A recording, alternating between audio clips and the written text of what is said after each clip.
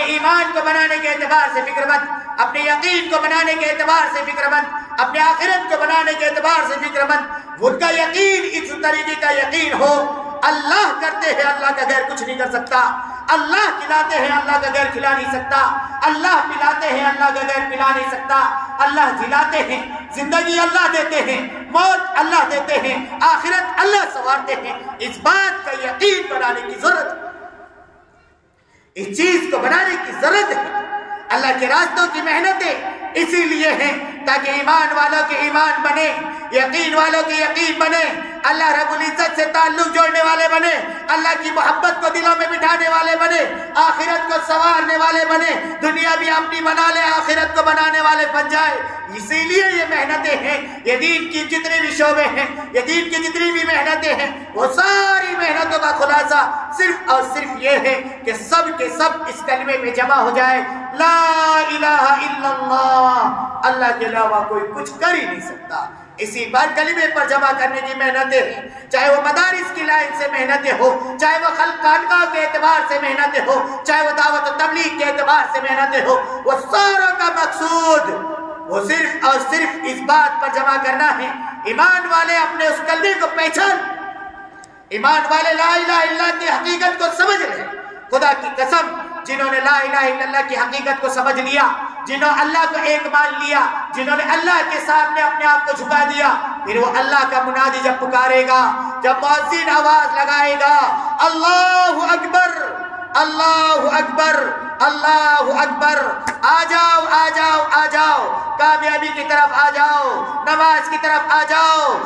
जुमा की अजान हो गई है, अब उसके अलावा तुम्हारे लिए जुमा की तैयारी के अलावा कोई कारोबार जायज नहीं है, कोई बिजनेस जायज नहीं है। अजान अव्वल के बाद कोई तिजारत जायज नहीं है। तिजारत करोगे हराम काम करोगे, दुकान चलाओगे हराम काम करोगे, बिजनेस करोगे हराम काम करोगे, ये यकीनी बात है। जब अल्लाह के मुनादी ने पुकार दिया, जब मुअज्जिन ने आवाज लगा दी, जुमा के दिन अजान हो गई, जुमा के दिन अजान हो गई, खुदा की कसम जुमा के अलावा कोई काम नहीं है, कोई जुमा की तैयारी के अलावा कोई काम जायज नहीं है, कोई बिजनेस जायज नहीं है, कोई नौकरी जायज नहीं है, कोई तिजारत जायज नहीं है। सिर्फ और सिर्फ अब जुमा के दिन काम है तो वह सिर्फ और सिर्फ अजान के बाद सबसे पहले मस्जिद की तरफ जाना और अल्लाह की इबादत में मशगूल हो जाना है। मैं आपको एक मसला बताऊं, मामूली मसला नहीं है। तुमने देखा होगा जुमा के दिन मस्जिद के गेट के पास इतर टोपियों की दुकानें लगती हैं, देखा तो होगा। शरीयत कहती है, सुन लो शरीयत का मसला, सुन लो दारुल उलूम का फतवा, ये दारुल उलूम का फतवा ध्यान से सुन लो।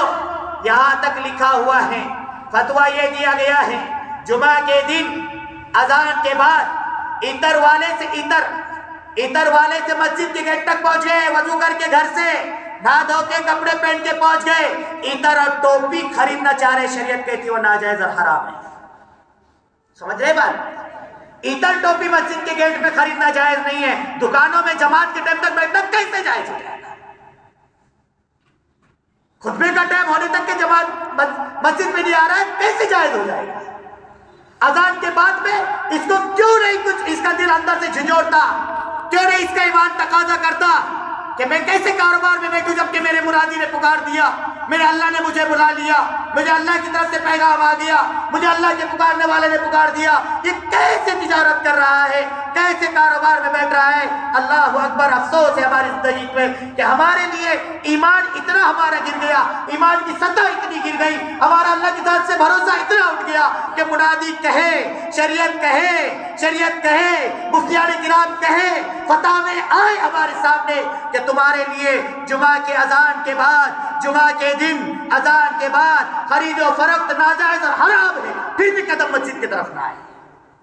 अफसोस अफसोस अफसोस, जुमा की अजान के बाद ना खाना पीना जायज, ना कारोबार जायज, ना कोई बिजनेस जायज, ना रिकामे टोलों के साथ बैठ के गपशप जायज, सुन लो, वो भी जायज नहीं है।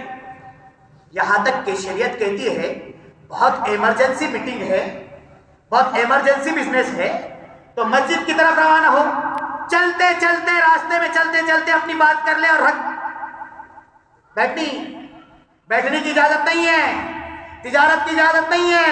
कहां से घरों में खैर और बरकत आएगी, कहां से अल्लाह की बरकतों का नुज़ूल होगा। अरे 1000 कमाओ कि 5000 कमाओ, लेकिन शरीयत को तोड़कर कमाओगे। खुदा की कसम, अल्लाह की कसम, अल्लाह की कसम, उसमें बरकत हो ही नहीं सकती। फिर लगाना पड़ेगा कभी डॉक्टरों के हवाले, कभी वकीलों के हवाले, कभी पुलिस स्टेशनों में, कभी अदालतों के हवाले लगाना पड़ेगा। इतनी गफलत, हर मर्तबा कह रहे हैं अजान के बाद कोई कारोबार जायज नहीं है। आपसे भी दरखास्त है मेरी, सबसे बैठने वालों से, बता दो उन लोगों को जो खुतबे के बाद मस्जिद के बाहर तक जमा हो जाते हैं, बताओ उनको शरीयत, उनके दिलों को झिझोड़ो।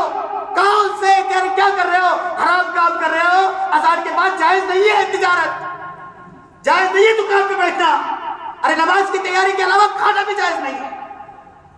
कैसे जिंदगियों में बरकतें आएगी, कहां से घरों में सुकून आएगा, कहां से तिजारतों में नफे होंगे।